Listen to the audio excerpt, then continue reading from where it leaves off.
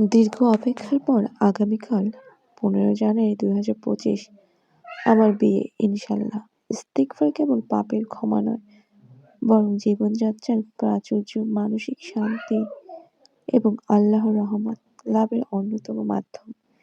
যে উদ্দেশ্য নিয়ে আমল করি, ওই উদ্দেশ্যই পূরণ হয়ে যায়।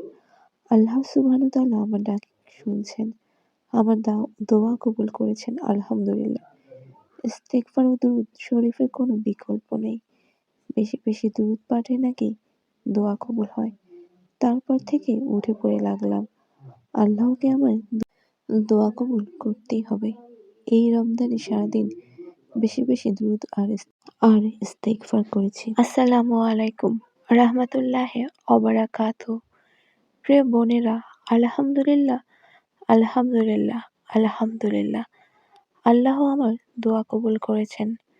আমি যা চেয়েছি, রব আমাকে এর চেয়েও উত্তম এবং তার পছন্দের জিনিস আমাকে দিতে যাচ্ছেন।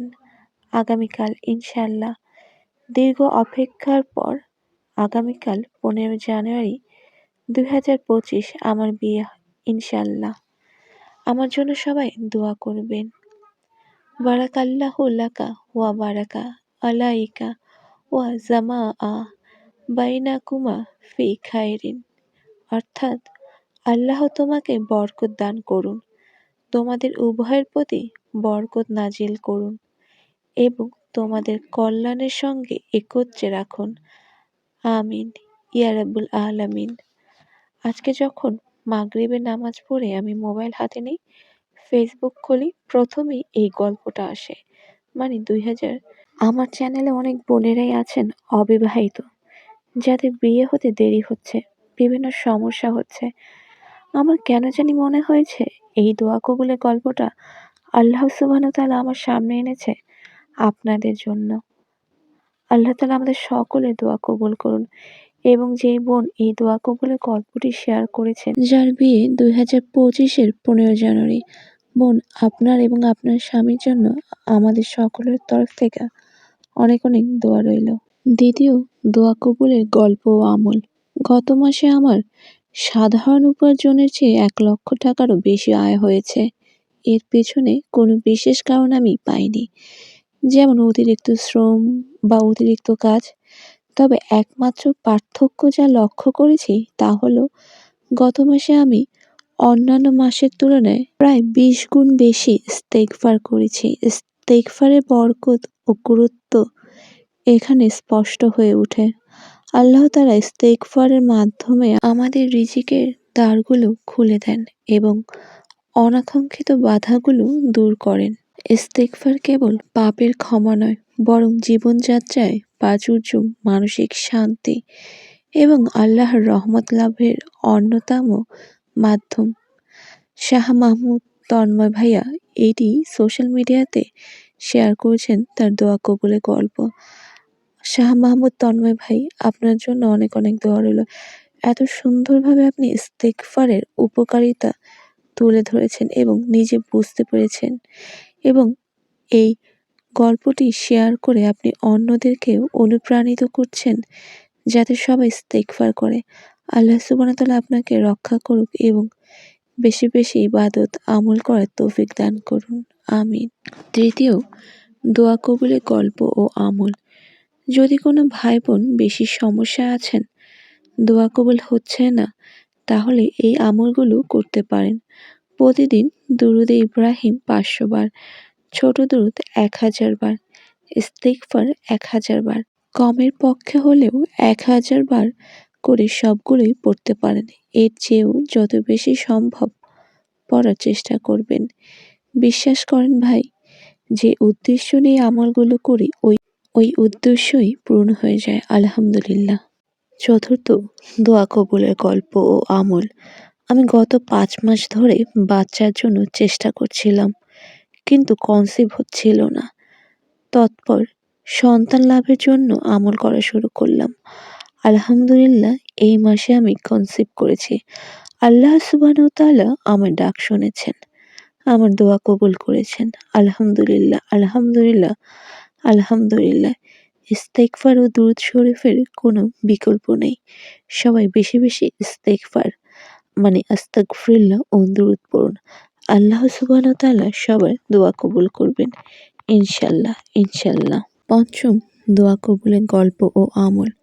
মনে রাখবেন ইস্তেগফার, দুরূদ শরীফ আর সূরা ইখলাস। শুধুমাত্র এগুলো পড়েন ইনশাআল্লাহ সকল দোয়া কবুল হবে। দোয়া কবুলের গল্প। এই গল্পটি একজন ৩৫+ বয়সের বোনের, যে অবিবাহিত ছিল।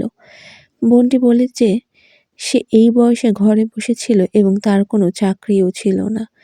সে ইস্তেগফার সম্পর্কে জানতে পারে, ইস্তেগফারের দোয়া কবুলের গল্প পড়ে ও আল্লাহর ওয়াদা সম্পর্কে জানে, যেটা আল্লাহ সূরা নূহতে বলেছেন, আর বলেছি তোমাদের রবের কাছে ক্ষমা চাও, নিশ্চয়ই তিনি পরম ক্ষমাশীল। তিনি তোমাদের উপর মুষলধারে বৃষ্টি বর্ষণ করবেন আর তোমাদেরকে ধন সম্পদ ও সন্তানাদি দিয়ে সাহায্য করবেন এবং তোমাদের জন্য বাগবাগিচা দেবেন আর দেবেন নদী নালা। সূরা নূহ আয়াত 10-12। সে ইস্তেগফার শুরু করে পূর্ণ বিশ্বাসের সাথে যে আল্লাহ তাকে ক্ষমা করে দিবেন এবং সে সবকিছু দিবেন যা আল্লাহ ওয়াদা করেছেন। মাত্র অল্প কিছুদিনের মধ্যেই আল্লাহর দয়া আসে। বোনটির অনেক ভালো জায়গায় বিয়ে হয়ে যায় এবং সে ইস্তেগফার চালু রাখে। সে অনেক জায়গা থেকে টাকাও পেতে শুরু করে এবং একটি রহমতে পূর্ণ জীবনযাপন করে। ৬ নাম্বার, দোয়া কবুলের গল্প ও আমল। আলহামদুলিল্লাহ, আমার জীবনের অন্যতম দোয়া কবুলের গল্প আজকে শেয়ার করতে যাচ্ছি। আল্লাহর কাছে অনেক করে চেয়েছি, কিন্তু কখনো ভাবি নাই যে আল্লাহ সুবহানাহু ওয়া তাআলা এভাবে আমার দোয়া কবুল করবেন। আলহামদুলিল্লাহ। প্রথম দোয়াটি ছিল, আমার একজন বংশধর যেন আল্লাহ দেন। বিয়ের 10 বছর হয়ে গেলেও আমার ভাইয়ের সংসারে কোনো সন্তান ছিল না। খুব করে আল্লাহর কাছে চেয়েছিলাম এবং আল্লাহ সুবহানাহু ওয়া তাআলা আমার ডাকে সাড়া দিয়েছেন।